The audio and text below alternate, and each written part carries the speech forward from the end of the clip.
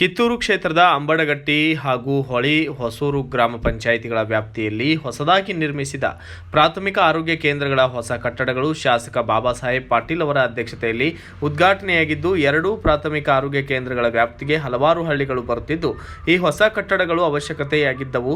ಆರೋಗ್ಯ ಇಲಾಖೆ ಎಂಜಿನಿಯರಿಂಗ್ ವತಿಯಿಂದ ಗುತ್ತಿಗೆದಾರ ರಾಘವ್ ರೆಡ್ಡಿ ಅವರು ನಿರ್ಮಿಸಿದ ಈ ಕಟ್ಟಡಗಳು ಇಂದು ಉದ್ಘಾಟನೆಯಾಗಿದ್ದು, ಈ ಸಂದರ್ಭದಲ್ಲಿ ಬೆಳಗಾವಿ ಡಿಎಚ್ಒ ಈಶ್ವರ್ ಗಡಾದ್, ಇಒ ಕಿರಣ್ ಗೋರ್ಪಡೆ ಮತ್ತು ಟಿಎಚ್ಒ ಸಂಜಯ್ ಸಿದ್ದನ್ನವರ್, ಸಹಾಯಕ ಕಾರ್ಯನಿರ್ವಾಹಕ ಅಭಿಯಂತರರಾದಂತಹ ಅರುಣ್ ಕುಮಾರ್ ಸೇರಿದಂತೆ ಇತರೆ ಅಧಿಕಾರಿಗಳು ಮತ್ತು ಅಂಬಡಗಟ್ಟಿ ಹಾಗೂ ಹೊಳಿ ಹೊಸೂರು ಗ್ರಾಮ ಪಂಚಾಯಿತಿಗಳ ಅಧ್ಯಕ್ಷರು, ಸರ್ವ ಸದಸ್ಯರು ಹಾಗೂ ಗ್ರಾಮದ ಹಿರಿಯರಾದಂತಹ ಬಾಬು ಕಟ್ಟಿ ಮತ್ತು ಈರಣ್ಣ ಹಲಕಿ, ಆಶ್ಫಾಕ್ ಹವಾಲ್ದಾರ್ ಸೇರಿದಂತೆ ಗಣ್ಯಾತಿಗಣ್ಯರು, ಆಸ್ಪತ್ರೆಯ ಸಿಬ್ಬಂದಿಗಳು ಉಪಸ್ಥಿತರಿದ್ದು, ಈ ಸಂದರ್ಭದಲ್ಲಿ ಶಾಸಕರು ಸೇರಿದಂತೆ ಎಲ್ಲರನ್ನ ಸನ್ಮಾನ ಮಾಡಲಾಗಿದ್ದು, ಒಟ್ಟಾರೆ ಎರಡೂ ಗ್ರಾಮಗಳ ವ್ಯಾಪ್ತಿಗೆ ಮರೀಚಿಕೆಯಾಗಿದ್ದ ಈ ಹೊಸ ಕಟ್ಟಡಗಳು ಉದ್ಘಾಟನೆಯಾಗಿದ್ದು ತುಂಬಾ ಸಂತೋಷವಾಗಿದೆ. ಬಾಬಾ ಸಾಹೇಬ್ ಪಾಟೀಲ್ ಅವರ ಇವತ್ತು ಕಿತ್ತೂರು ಕ್ಷೇತ್ರದಲ್ಲಿ ಎರಡು ಕಡೆ ಒಂದ್ ರೀತಿ ನೂತನ ಪ್ರಾಥಮಿಕ ಆರೋಗ್ಯ ಕೇಂದ್ರ ಉದ್ಘಾಟನೆ ಆಗ್ತಾ ಇದೆ. ಒಂದ್ ಕಡೆ ಅಂಬಡಗಟ್ಟಿ ಮತ್ತೆ ಹೊಳೆಹೊಸೂರು. ಸರ್, ತುಂಬಾ ಮರೀಚಿಕೆಯಾಗಿತ್ತು, ಹೊಸ ಕಟ್ಟಡ ಬೇಕಾಗಿತ್ತು ಈ ಕಡೆ ಭಾಗದಲ್ಲಿ. ಒಂದ್ ರೀತಿ ಇವತ್ತು ವಿಶೇಷವಾಗಿ ಅಂಬಡಗಟ್ಟಿ ಮತ್ತೆ ಹೊಳೆಹೊಸೂರಲ್ಲಿ ಉದ್ಘಾಟನೆ ಆಗ್ತಾ ಇರ್ತಕ್ಕಂಥ ಸುದೀರ್ಘ ಸಮಸ್ಯೆಗಳಿಗೆ ಪರಿಹಾರ ಕೊಡ್ತಾ ಇದ್ದೀವಿ. ಬಹಳ ಹಿಂದ್ಗಡೆ ಆಗ್ಬೇಕಾಗಿತ್ತು, ಬಟ್ ಸ್ಟಾಫ್ ಕೊರತೆ ಬೇಡ, ಇನ್ಫ್ರಾಸ್ಟ್ರಕ್ಚರ್ ಇಲ್ಲದ್ರಿಂದ ವಿಳಂಬ ಹಾಕೊಂತ ಬಂದಿದ್ದು. ಬಹುತೇಕ ಇವತ್ತಿಗೆಲ್ಲ ನಿಲ್ಲಿಸಿದಾರು, ಅದ್ರ ಸಲುವಾಗಿ ಪ್ರಾರಂಭ ಮಾಡಿದ್ವಿ. ಯಾಕಂದ್ರೆ ಹಾಗ ಸುಮ್ಮನೆ ಪ್ರಾರಂಭ ಮಾಡಿ ಅಲ್ಲಿ ಬೇಸಿಕ್ ಕಮ್ಯುನಿಟೀಸ್ ಕೊಡಕ್ಕೆ ಸಾಧ್ಯ ಇದ್ರೆ ಕಷ್ಟ ಆಗುತ್ತೆ. ಮತ್ತು ಎಲ್ಲ ಅಟ್ಲೀಸ್ಟ್ ಒಂದು 70-80% ಬೇಸಿಕ್ ಕಮ್ಯುನಿಟೀಸ್ ಕೊಟ್ಟು ಪ್ರಾರಂಭ ಮಾಡಿದ್ರೆ ಸುಸಜ್ಜಿತವಾಗಿ ಹಾಸ್ಪಿಟಲ್ ರನ್ ಆಗ್ತದೆ. ಆ ಉದ್ದೇಶದಿಂದ ಇವತ್ತು ಬಹುತೇಕ ಎಲ್ಲ ಹಿರಿಯ ಅಧಿಕಾರಿಗಳು ಪ್ರೊವೈಡ್ ಮಾಡಿದಾರು, ಸ್ಟಾರ್ಟ್ ಮಾಡಿಕೊಡ್ತೀವಿ. ಸರ್, ಈಗ ಸ್ಟಾರ್ಟ್ ಆಗ್ತಾ ಇದೆ ಉದ್ಘಾಟನೆ. ತುಂಬಾ ಮರೀಚಿಕೆ ಆಗಿತ್ತು, ಸಾಕಷ್ಟು ಅವಶ್ಯಕತೆ ಇತ್ತು. ಇವತ್ತು ಉದ್ಘಾಟನೆ ಆಗಿದೆ. ತಾವು ಬಂದ್ಮೇಲೆ ಗ್ರಾಮೀಣ ಜನರಿಗೆ ಹೊಸ ಕಟ್ಟಡ, ಈಗ ಊರಿನಲ್ಲಿದ್ದಂಥ ಹಳೆ ಕಟ್ಟಡ ಸುಮಾರು ಅನಾನುಕೂಲತೆಗಳಿದ್ದು, ಅದರಲ್ಲಿ ಹೊಸ ಕಟ್ಟಡದಲ್ಲಿ ನೂತನವಾಗಿ ಈಗಾಗಲೇ ಮಾನ್ಯ ಶಾಸಕರು ಹೇಳಿದಂಗೆ ಶಿಕ್ಷಣ ಮತ್ತು ಆರೋಗ್ಯಕ್ಕೆ ದೇವಸ್ಥಾನಕ್ಕಿಂತ ಜಾಸ್ತಿ ವ್ಯಾಲ್ಯೂ ಇರುವಂಥ ಒಂದು ಸಂಸ್ಥೆ ಅಥವಾ ಆರೋಗ್ಯ ಕೇಂದ್ರಗಳು. ಅದಕ್ಕೆ ಒಂದು ಹೊಸ ಕಟ್ಟಡ ಘನ ಸರ್ಕಾರದಿಂದ ಕೊಡಮಾಡಿದ್ದಾರೆ. ಹೊಸ ಕಟ್ಟಡ ಇವತ್ತು ಉದ್ಘಾಟನೆಯಾಗಿದೆ. ಶಾಸಕರು ಹೇಳಿದಂತೆ ಸಮಾಜಕ್ಕಾಗಿ ಇರುವಂಥ ಈ ಒಂದು ಕಟ್ಟಡ ಅಥವಾ ಆರೋಗ್ಯ ಕೇಂದ್ರವನ್ನು ಸಮಾಜಕ್ಕೆ ಅರ್ಪಣೆ ಮತ್ತು ಸಮಾಜದ ಜನರು ಅಥವಾ ಕಮ್ಯುನಿಟಿ ಮೆಂಬರ್ಸ್ ಕೂಡ ಇದರಲ್ಲಿ ಪಾಲ್ಗೊಂಡು ಮುಂದಿನ ದಿನಗಳಲ್ಲಿ ಎಲ್ಲ ಜನರಿಗೆ ಒಂದು ಉತ್ತಮವಾದ ಆರೋಗ್ಯ ಸೇವೆ ನೀಡುವಲ್ಲಿ ಒಂದು ಪ್ರಮುಖ ಪಾತ್ರ ವಹಿಸೋದಕ್ಕೆ ಅನುಕೂಲ ಆಗಿದೆ ಅಂತ ನನ್ನ ಭಾವನೆ. ಈಗ ತಾವು ಬೆಳಗಾವಿ ಜಿಲ್ಲೆಗೆ ಬಂದಿದ್ದೀರಾ, ವಿಶೇಷವಾಗಿ ಸಾಕಷ್ಟು ನಿರೀಕ್ಷೆ ಇದೆ.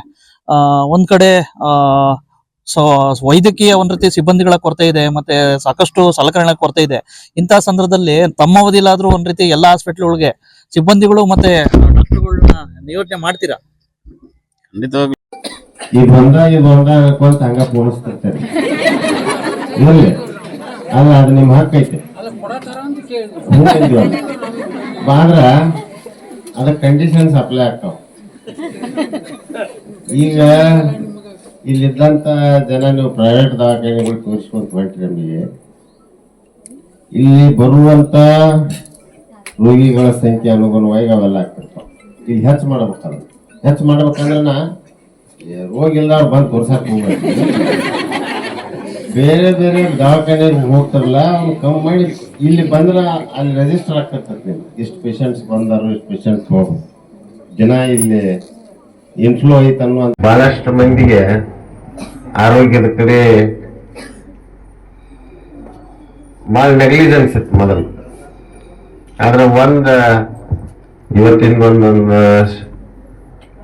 ಸ್ಟ್ರಾಟಜಿಕ್ ಸ್ಟಡಿ ಪ್ರಕಾರ ನಿಮ್ಮ ಟೋಟಲ್ ಏನು ಗಳಿಸ್ತಿರಲ್ಲ ನೀವು ಜೀವನದಾಗ, ಇಡೀ 4-5 ವರ್ಷದಾಗ ಅದರ 20% ದವಾಖಾನೆಗೆ ಹಾಕಿ ಸಾಯ್ತೀರಿ. ಸಾಯ ಮುಂದೆ ಹೆಲ್ತ್ ಇಶ್ಯೂಸ್, ಆ ಹೆಲ್ತ್ ಇಶ್ಯೂಸಿಗೆ ನೀವು ಗಳಿಸಿದ್ದ ಹಾಕೋಕ್ಕಿಂತ ನಿಮ್ಮ ಒಳ್ಳೆ ರೀತಿಯಿಂದ ನಿಮ್ಮ ಆರೋಗ್ಯ ಇಟ್ಕೊಳ್ಳೋದು ಒಳ್ಳೇದು. ಆ ದೃಷ್ಟಿಕೋನದಿಂದ ಈ ಸುಸಜ್ಜಿತವಾದಂಥ ಆರೋಗ್ಯ ಕೇಂದ್ರ ಇವತ್ತು ಹೊಸ ಕಟ್ಟಡ ಆಗೈತಿ. ದಯಮಾಡಿ ಎಲ್ಲರಿಗೂ ಒಂದೊಂದು ರಿಕ್ವೆಸ್ಟ್, ಎಲ್ಲರೂ ವರ್ತನೆ ಊರನ್ನವ್ರಿಗೆ ಸ್ವಲ್ಪ ಸ್ಟಾಫ್ ಜೋಡಿ ಒಳ್ಳೆ ರೀತಿಯಿಂದ ವರ್ತನೆ ಇರಲಿ. ನೀವು ಆ ಜನರ ಜೋಡಿ ಕೂಡ ಹಂಗ ಇರ್ಬೇಕು. ನೀವು ಏನಾರು ಯಥಾತಥ ಮಾಡಿದ್ರೆ ನಿಮ್ 10 ಪಟ್ಟು ಅವ್ರು ಮಾಡ್ತಾರೆ. ನೀವ ಚಂದನಿಗೆ ವರ್ತನೆ ಮಾಡಿದ್ರೆ ಅವರು 10 ಪಟ್ಟು ನಿಮ್ಗೆ ರೆಸ್ಪೆಕ್ಟ್ ಕೊಟ್ಟು ಮಾತಾಡ್ತಾರೆ. ಅದು ವಯಸ್ಸ ವರ್ಷ ನೀವ್ ಹೆಂಗ್ ಬಿಹೇವ್ ಮಾಡ್ತಾರ ಹಂಗೆ ಹೊಳೆ ಬರ್ತದೆ. ಅದಕ್ಕೆ ನೀವು ಕೂಡ ಒಂದು ಒಳ್ಳೆ ರೀತಿಯಿಂದ ಸರ್ವಿಸ್ ಕೊಡ್ರಿ.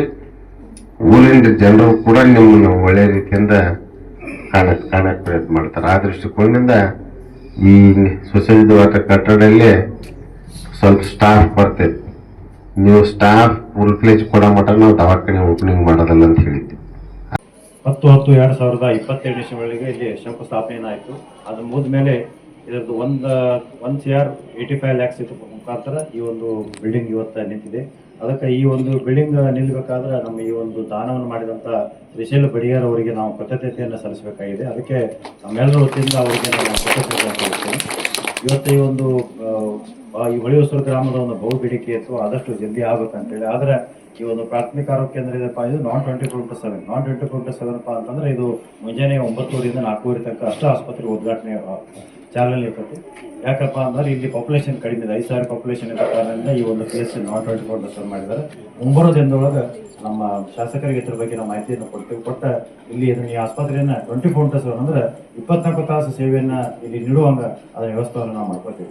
ಅದಕ್ಕೆ ಈ ಪ್ರಾಥಮಿಕ ಆರೋಗ್ಯ ಕೇಂದ್ರ ಇಲ್ಲಿ ಏನಾಗ್ತಿದೆಪ್ಪ ಅಂದ್ರೆ ಎಲ್ಲ ಇಲ್ಲಿ ನಮ್ಮ ವೈದ್ಯರು ಇರ್ತಾರೆ, ಮತ್ತೆ ಇಲ್ಲಿ ಫಾರ್ಮಸಿ ಅಧಿಕಾರಿಗಳು ಇರ್ತಾರೆ, ಇಲ್ಲಿ ಟೆಕ್ನಿಷಿಯನ್ಸ್ ಇರ್ತಾರೆ, ಮತ್ತೆ ಇಲ್ಲಿದ್ದಂಥ ಫೀಲ್ಡ್ ಸ್ಟಾಫ್ ಇರ್ತಾರೆ. ಇಲ್ಲಿ ನಮ್ಮ ಉದ್ದೇಶಪ್ಪ ಅಂದ್ರೆ ಈ ಪ್ರಾಥಮಿಕ ಆರೋಗ್ಯ ಕೇಂದ್ರದ ಉದ್ದೇಶಪ್ಪ ಅಂತಂದ್ರೆ ತಾಯಿ ಮತ್ತು ಮಗುವಿನ ಆರೋಗ್ಯವನ್ನು ನೋಡಲಾಗಲಿ, ಮತ್ತು ಸಾಂಕ್ರಾಮಿಕ ರೋಗಗಳು ಮತ್ತು ಅಸಾಂಕ್ರಾಮಿಕ ರೋಗಗಳನ್ನ ಪ್ರಾಥಮಿಕ ಹಂತದೊಳಗಡೆ ಚಿಕಿತ್ಸೆ ಮಾಡಿ ಅವರಿಗೆ ಸರಿಯಾದ ಟ್ರೀಟ್ಮೆಂಟ್ ಅನ್ನು ಕೊಟ್ಟು ಅವರಿಗೆ ಸರಿಯಾಗಿ ಗುಣಮುಖ ಆಗುವಂಥ ಕೆಲಸವನ್ನ ನಮ್ಮ ಪ್ರಾಥಮಿಕ ಆರೋಗ್ಯದಿಂದ ನಡೀತಾ ಇರುತ್ತೆ. ಅದಕ್ಕೆ ಬೆಳಿಗ್ಗೆ ಆಸ್ಪತ್ರೆ ಸ್ಟಾರ್ಟ್ ಆಗುತ್ತೆ, 9:00 ಸ್ಟಾರ್ಟ್ ಆಗುತ್ತೆ. Bureau report Basavaraju, BV5 news Kannada, Kittur. Thanks for watching. Read, discuss and debate with editor Dr. Yan Prashant Rao. Wanted reporters in print, digital and visual media for Bharat Vaibhav Daily Newspaper, BV News 5 Channel and BV Fast Web News from all the talukas of Karnataka, Goa and Maharashtra. If interested, send your resume to 9019229369.